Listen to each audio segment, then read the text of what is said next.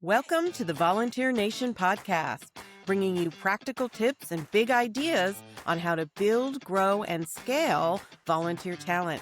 I'm your host, Tobi Johnson, and if you rely on volunteers to fuel your charity, cause, membership, or movement, I made this podcast just for you. Hey, everybody. Welcome to another episode of the Volunteer Nation podcast. In this episode, I'm making a big announcement.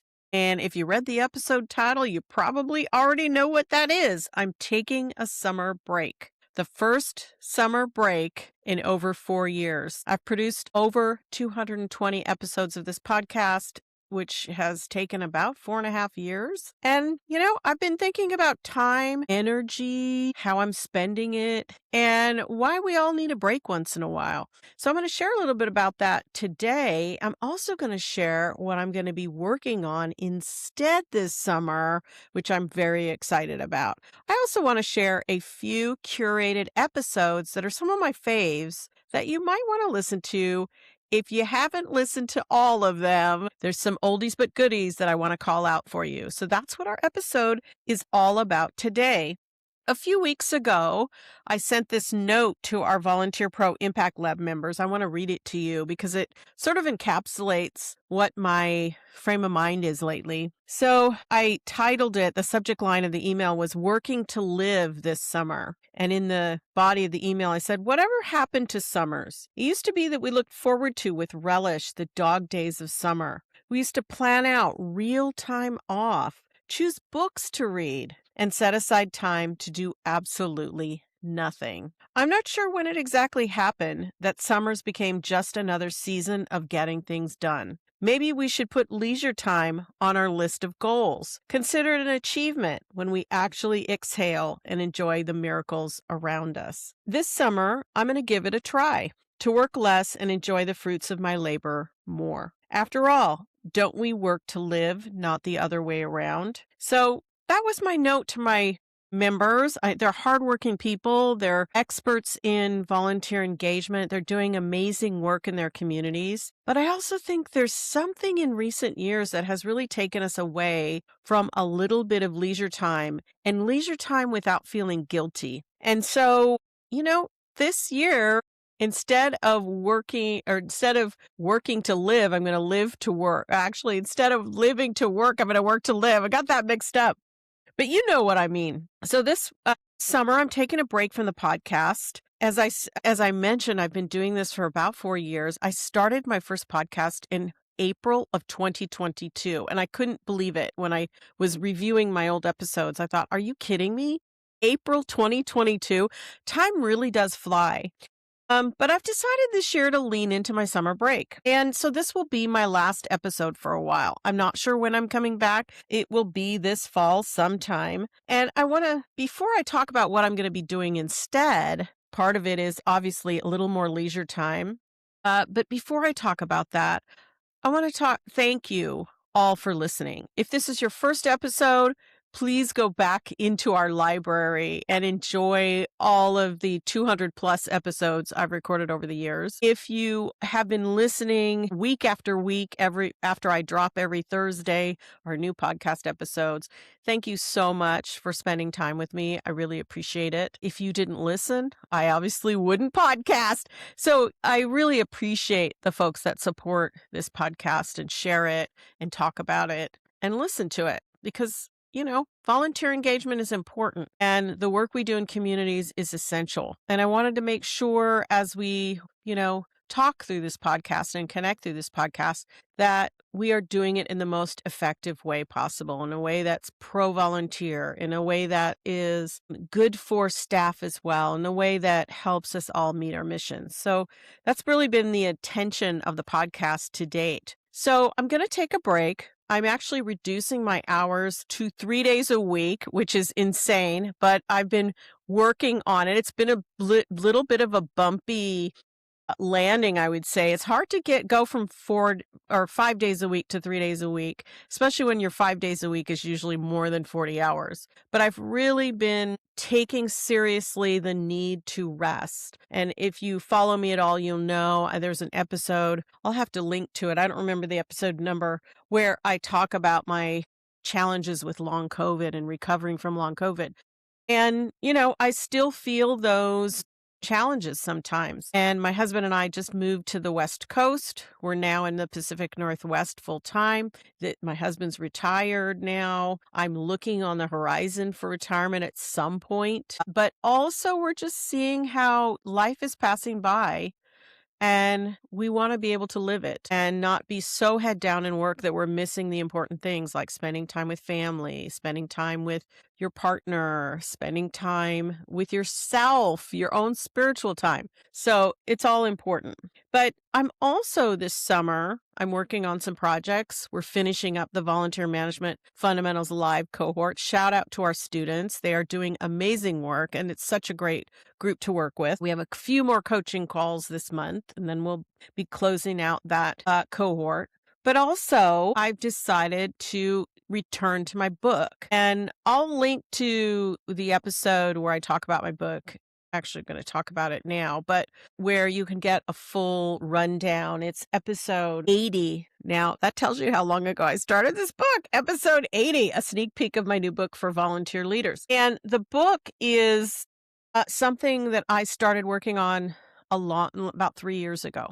And we had a massive flood in our home here in the Pacific Northwest. We've been going back and forth between East Tennessee and the Northwest over the past 3 years. And the first year we bought the house, that winter, we had a very huge flood. And we were going to be staying here, and I was going to be writing my book, editing it at that time. And I had a manuscript done, but I didn't have it edited yet.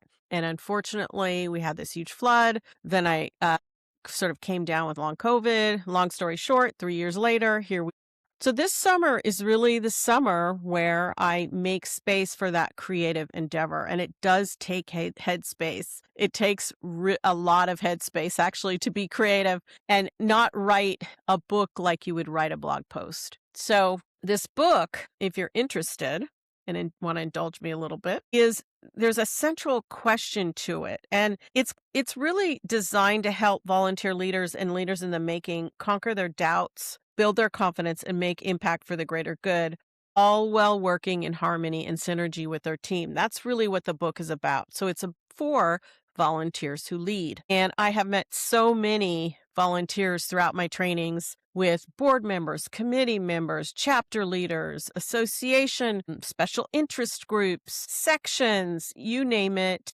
project leaders, you name it. I've had the pleasure and the honor to help these folks get better at what they do and to really enjoy their volunteering, which is what it's all about. And the central question for the book really is, how can volunteer leaders make a bigger difference in the causes, charities, and communities they care about with less stress and greater fulfillment? We as staff who've been working in nonprofits, I had a 25 plus year career in nonprofits before I ever started my consulting practice almost 20 years ago. So I've been at it for a while. So we know how fulfilling it is to work in nonprofits, but to volunteer in nonprofits and lead in nonprofits is another animal altogether. And so, your organizations rely on volunteer leaders, but we found that in organizations in our volunteer management progress report, we asked what percentage of total active volunteers are in leadership roles in your organization. And most, for over 43%, said 1 to 5%. And the average was, and then we had another 18% that said they had no volunteers in leadership roles. And so we know we have a long way to go when it comes to really leveraging volunteer talent as in leadership roles. And we also know, we asked, how confident are you in your organization's ability to fill volunteer leadership roles with qualified candidates over the next 2 years? And the average was like 3.2, so average confidence. So not only are organizations not leveraging volunteer talent, they're actually not for leadership roles. They're sort of meh about whether or not they can find volunteer leaders. And so part of this book is really to encourage, it's really for volunteers who lead, to help them feel confident, to help them actually be more effective with their teams, because A lot of folks get either voluntold or begrudgingly say yes or get thrown into volunteer leadership roles. Sometimes they run for elected office, but often they struggle to really have synergy with their teams. And so there are things that they can do. And I'm a big design person. Leadership doesn't happen by accident or chance, it happens by design. And so I'm going to help them design their teams. But you also, as leaders of volunteers, if you're paid or unpaid, this book might also be helpful to you to be able to figure out how to best support these groups and get them prepared for leadership. So that's really what it's all about. I want to make sure that people feel confident in their roles, but also effective and joyful, because usually volunteer leaders are contributing a fair amount of time to these roles. And most of the time in large membership-based organizations, for example, the organization would not exist without its volunteer leaders. But I also want to encourage those organizations that don't really leverage volunteer leadership that much, because in order to scale, you're just not going to get the kind of funding you need to hire the levels of staff you need to really make a huge impact. It's going to take volunteer leaders to help you get to that next level. So it's an important topic, I think, and quite timely in today's world. So I also think volunteer leadership is important because volunteer leaders bring a lot of resources to the table besides just their time, besides just being a pair of hands. They can help improve the culture of an organization. They can bring social capital and social networks to your organization. They have connections that you don't have. They also bring resources. They make tangible contributions, financial contributions to organizations. They bring expertise that you may not have.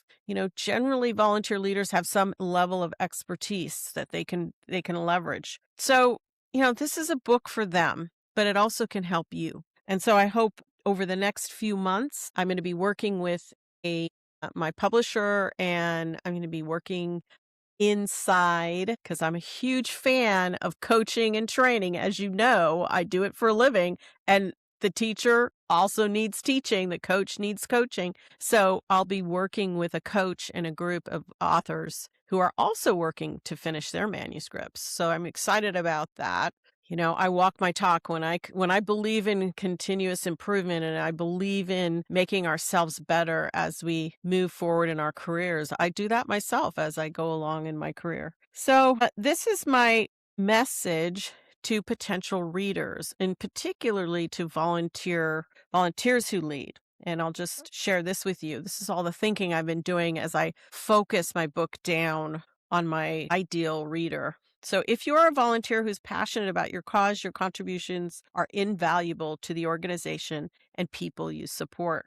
Working inside organizations and with teams can also be challenging as you navigate purpose, personalities, and projects to help your organization reach its goals. But leadership need not be confusing, difficult, inefficient, or laden with conflict or drama. Instead, equipped with the right tools and frameworks, your team can make a real impact in ways that are both meaningful and fun for everyone. And that's really the bottom line. And I'll be excited to talk about how we do leadership from the inside out. And we'll be talking more about that. But if you want to check out more about what I mean by leadership from the inside out, check out Volunteer Nation episode 80, a sneak peek of my new book for volunteer leaders. And I'll link to that in the show notes. So let's take a break from my summer plans for my summer break. And after this, I'm going to share with you 5 specific podcast episodes of the Volunteer Nation podcast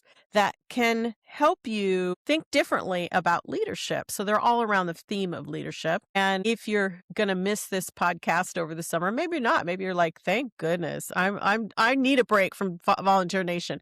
But if you want to listen to some Volunteer Nation podcasts, I've got 5 episodes hand selected for you right after the break. So don't go anywhere.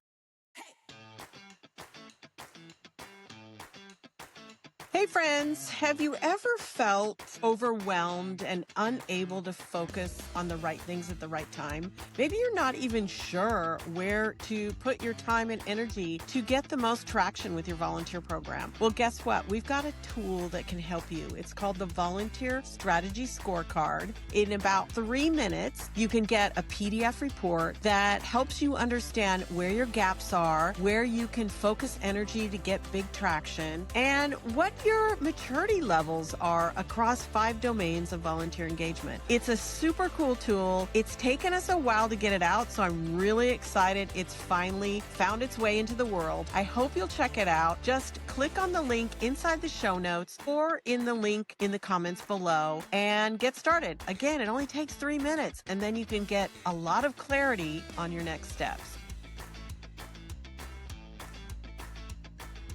Okay, we're back with my summer break plans, and I'd love to offer you 5 curated, hand-selected Volunteer Nation podcast episodes from the archives that are all about leadership in some way. And I've got links to these in the show notes, so there's no need for you to search around. You can find them there. And I hope while I'm on break, you'll have a chance to listen to these. And when I come back from break, I'm going to do a rethink of the pod. We're going to think about what is the best format, what offers the best support for listeners, and how does it align with where I'm headed in my life as a podcaster and a volunteerism expert. So stay tuned for that. But for now, let me give you the curated list of Volunteer Nation podcast episodes for your summer break enjoyment around the theme of leadership. You may have missed these oldies but goodies, but they are pretty good. And there's some that go way back, way back. So let's look at Volunteer Nation episode number 3. That is way back. That's 4 years ago. Moving from a scarcity mindset to abundance. This is such a core, essential leadership skill, especially in our sector. We tend to lean towards scarcity, poverty mindset, and that just doesn't help us grow. So in this episode, I help identify the facets of a scarcity mindset, and I include a self-assessment and 9 ways that limiting beliefs can keep you from growth. I'll also give you 5 practical ways of how you can counteract that scarcity mindset. And, scarcity mindsets are pretty sneaky things. Sometimes they show up and we don't even realize it's impacting our lives. I know that for myself, having worked, decades in nonprofits, that I can now identify in myself how those scarcity mindsets were prevalent. And, you got to cut those off at the knees, those mindsets, because they will pervade and keep you from seeing opportunity. And that's really too bad when you're trying to be resourceful. So that's a good one. So check out, here's another one, Volunteer Nation episode 67, how to set up a new volunteer coordinator for success. Now, this is a perennial favorite in our top Volunteer Nation podcast episodes. Folks really like this. This episode has quite a few downloads, and in it, I discuss 2 areas for key volunteer management success. So I don't talk about every single thing you need to do to prepare a new volunteer coordinator for success. I focus on 2 big areas that are, in my mind, the most essential. And I work with a lot of folks who are new to the field. I also help train and coach people who've been in the field for 20 plus years. So first of all, the new volunteer coordinator, their role. So focusing and preparing them for their role. It's evolved into such a multifaceted position now that encompasses such a wide range of responsibilities. So I really think for people to work more strategically and effectively, it's really important when we bring a new volunteer coordinator in to help them prioritize of that monster list of things that we all do as leaders of volunteers, to first prioritize which are the most important, but also to be clear there are ways to reduce, and that we take steps to reduce paperwork and administrative burden and overload. What I see with new volunteer coordinators often is they spend a lot of time behind the computer doing manual data entry, doing manual reporting, that kind of thing. And what the real work is relationships between volunteer services and other departments, within volunteers, working on the social side, the sort of relational side of volunteerism. And they end up thinking that the paperwork side is somehow going to solve all problems, and it doesn't. So that's the first thing. The role, being really clear about what the role is and what are the most important aspects of the role so that they can prioritize the million and one things, the many hats that volunteer managers wear. The second area that I think is really important when we're bringing on a new volunteer coordinator is to establish what success metrics they're going to track and what success looks like. What are those targets? Metrics play a vital role in measuring success. And, there aren't a lot of metrics out there to track volunteer manager performance, but establishing a few small metrics can be beneficial and be sort of a visible guidance of their work. So we want to provide them with some metrics that really help them understand what success looks like. Now, maybe it's just, hey, the bottom line, we'd like you to increase the number of volunteers by X%. But it might also be, we would like to achieve a net promoter score of 63, or we'd like to reduce monthly churn of volunteers down to below 5%. So those are really clear metrics that help us understand the health of the volunteer program. Now, those aren't impact metrics for programs, but volunteers that are working in programs should be taking full credit for that work and those outcomes metrics. But choosing a few that really stand out as, these really show us what the health of the volunteer program is all about. Impact metrics around the volunteer work, yes, but those are not always something that a volunteer manager has total control over. If that person is bringing in volunteers and insourcing them in other departments, they don't often have total control over what happens to volunteers in other departments. So we need to be careful about the metrics we choose. We should try to choose ones that are within their locus of control or more in their locus of control. So that's the second thing. So those were the two things in that particular episode that I thought were important for preparing a new volunteer coordinator for success. The third Volunteer Nation podcast episode that I'd like to recommend is episode 105, The 7 Habits of Highly Effective Volunteer Managers. And I stole that from Stephen Covey. Of course, everybody does the 7 habits of whatever, but Stephen Covey was the first to coin that, the 7 habits of effective managers. So in this episode, I share my particular 7 habits and why they're essential. And habit number 1 is mind your mindset, which we already talked about. Habit number 2 is setting healthy boundaries. Boundary setting is so important. When you're a person who wears many hats and your work touches so many other departments in your organization, it's easy.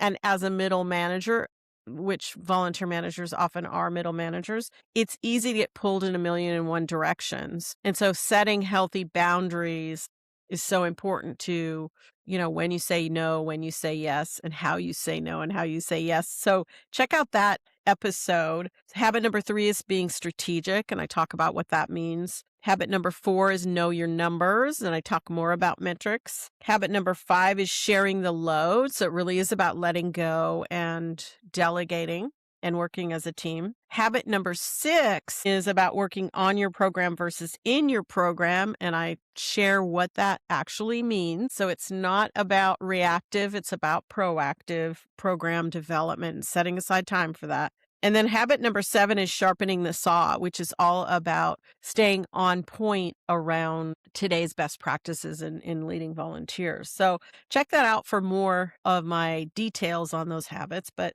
it's a fun episode to listen to. Another Volunteer Nation episode is Volunteer Nation episode 183, The New Reality, Volunteers Don't Need You. This one was a little bit, I don't know, I was in a mood when I did that one because I tackled this bold question. Has, the volunteer nonprofit relationship changed for the better? That was sort of the central question I was trying to think of.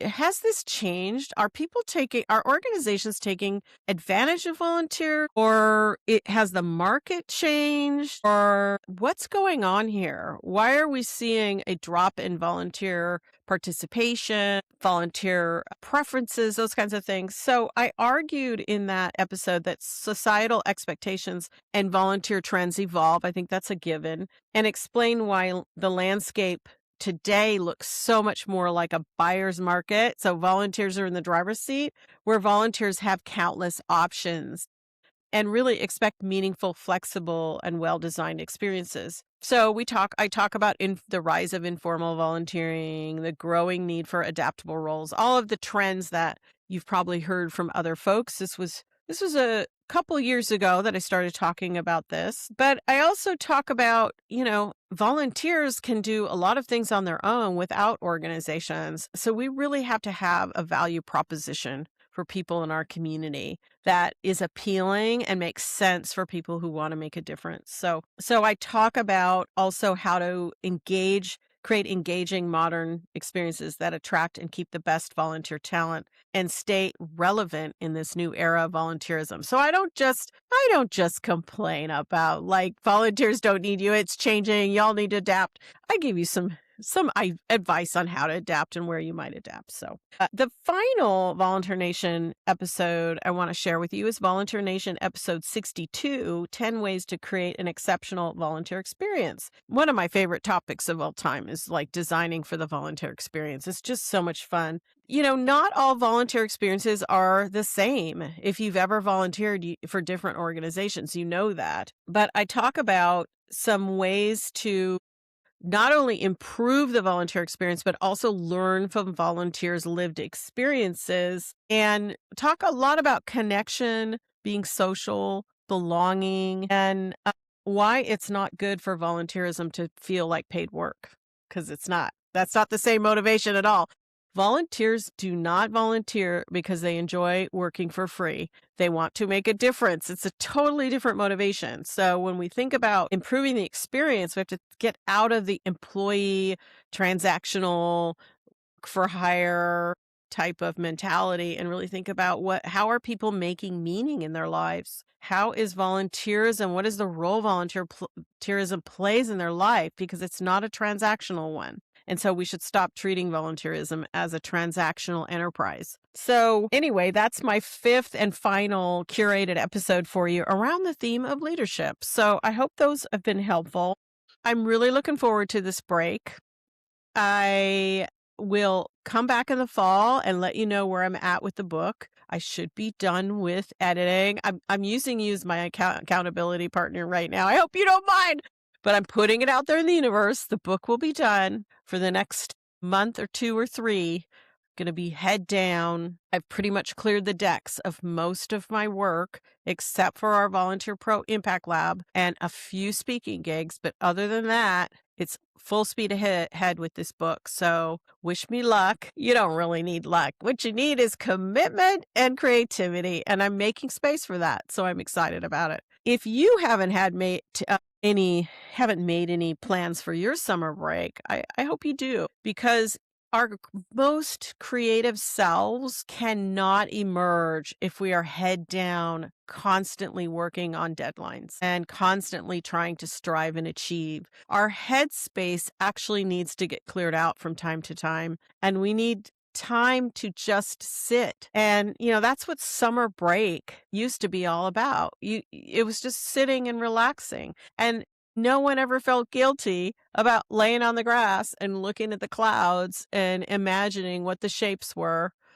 and, going for a swim and picking fruit. We used to pick berries and pick apples and hanging out with friends and just going for walks, all that good stuff. So I hope in your summer you have some time. If you're in the Southern Hemisphere, like folks in the Summer Hemisphere, maybe you can take a winter break and enjoy some of that time off. So thank you again for listening. It's been such an honor and a pleasure to record these episodes for you over the last 4+ years. I'm going to be coming back in the fall with, like I said, maybe a reimagined podcast. We'll see. We'll see what happens.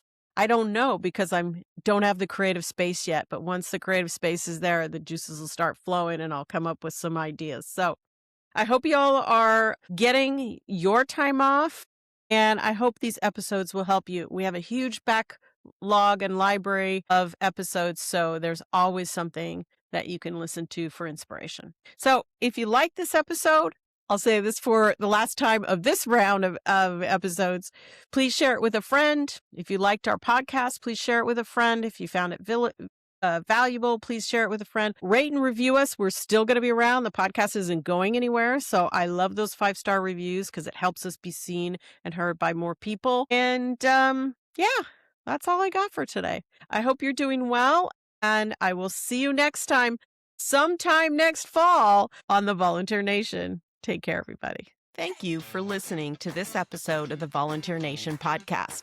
If you enjoyed it, please be sure to subscribe, rate, and review so that we can reach more people like you who want to improve the impact of their good cause. For more tips and notes from the show, check us out at tobijohnson.com. We'll see you next week for another installment of Volunteer Nation.